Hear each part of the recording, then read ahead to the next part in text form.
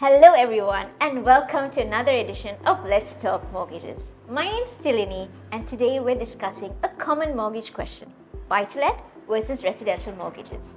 What is the difference between the two and which one is right for you? Today we have Iftika Mohammed, our mortgage expert, to tell us more about this. Welcome Iftika. Let's start with the basics. Iftika, what is a residential mortgage? So it's exactly what it says on the tin. A residential mortgage is for a residential purpose. So you buy that house to reside or to live in that property. So that's a residential mortgage. And what about a buy-to-let mortgage? Okay, that's again what it says on the tin. A buy-to-let mortgage is a property that you buy to let or to let out or to rent, right? So it's an investment property as compared to a residential mortgage, because a residential mortgage you live in it, but this you bought for an investment purpose to let it out. Okay. So that's a buy-to-let mortgage. And what about the deposit? Is there a difference in the deposit requirements? Yeah, there is a difference, because with the residential mortgage, usually banks know you're going to live in it and you'll look after that property. So therefore the deposit required is much smaller. So usually, deposits can start as low as 5%. There are a few banks who do a 0% deposit as well, but not everybody qualifies for that. So it starts from 5%, or to be safe, maybe 10%, right? That's what it is. But buy-to-let, on the other hand, is different. You probably need about 25% deposit. There are lenders from time to time who might do 20%, but it usually starts at 25. Okay. And what about affordability checks? Is there a difference in the two? There is definitely a difference. So with the affordability checks, residential, they look at your personal circumstances a lot because they want to make sure that you can afford that mortgage. When it comes to buy-to-let, it's different because they are going to look at things like, is the rent enough to cover that mortgage?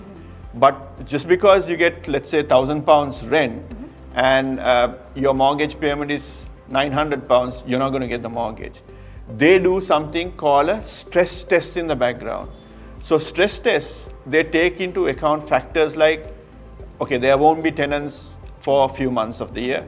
They'll also look at what if interest rates go up, because obviously then it suddenly can, that £900 might be £1,100, right? And that can be unaffordable. They'll also look at you as an individual, whether you can pay off some of the mortgage in case there's no tenant. So they will look at those factors.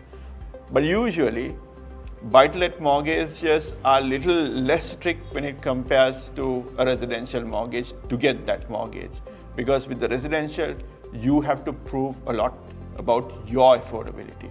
But buy-to-let usually pays off by itself, right? So that's a big difference. Okay.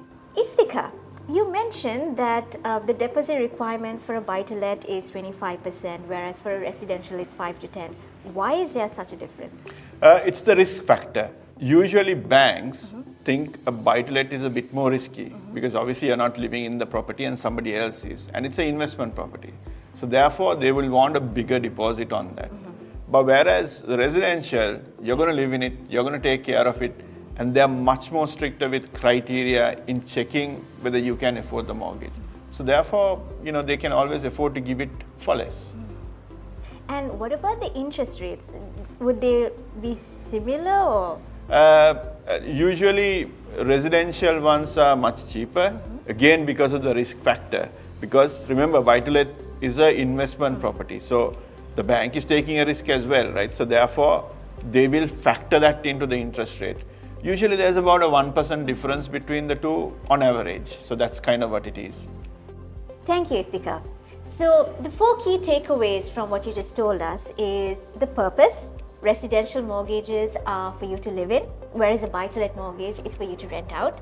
The deposit requirements with a residential mortgage are a lot lower than a buy-to-let mortgage, with a residential mortgage requiring 5 to 10%, whereas a buy-to-let requires 25%. When it comes to affordability, a residential mortgage is based on your personal income, whereas a buy-to-let is based on the rental income. And when it comes to the interest rates with buy-to-let mortgages tend to be about a 1% higher than residential mortgages.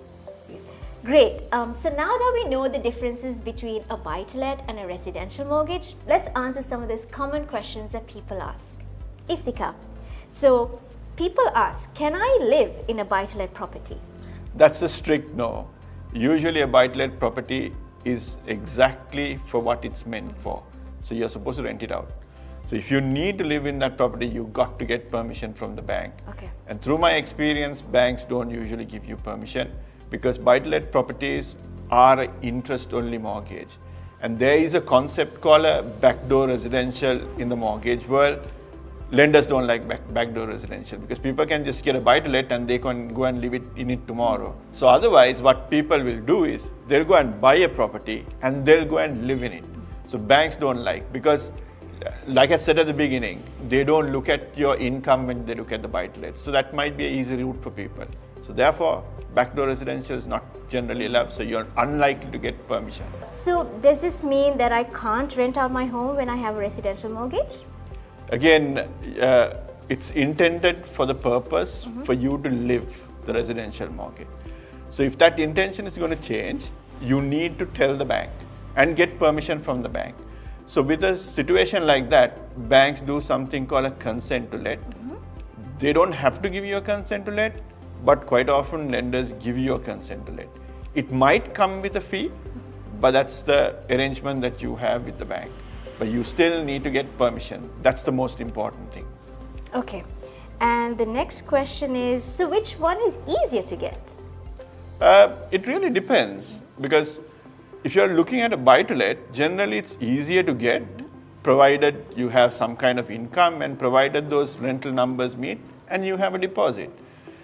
But to get a buy-to-let, usually lenders want you to have a residential mortgage first. Because like I said, otherwise people will do backdoor residential because the affordability criteria is different, right? Because it's mainly based on rent. So that's a little bit more easier to fulfill. So the bank will make sure that you have a house first that you live in before you do a buy-to-let. That was super insightful. So whether you're buying a property to live in or to rent out, knowing the difference between the two mortgages is key. Thank you for sharing your insights, Iftika. You're very welcome. And if anybody wants to know anything in relation to these subjects, please do get in touch with us. Or if you want, you can drop a comment and we'll be more than happy to get back to you. Don't forget to like, subscribe and hit the bell icon for more mortgage tips. Until next time, I'm Tilly signing off from another edition of Let's Talk Mortgages.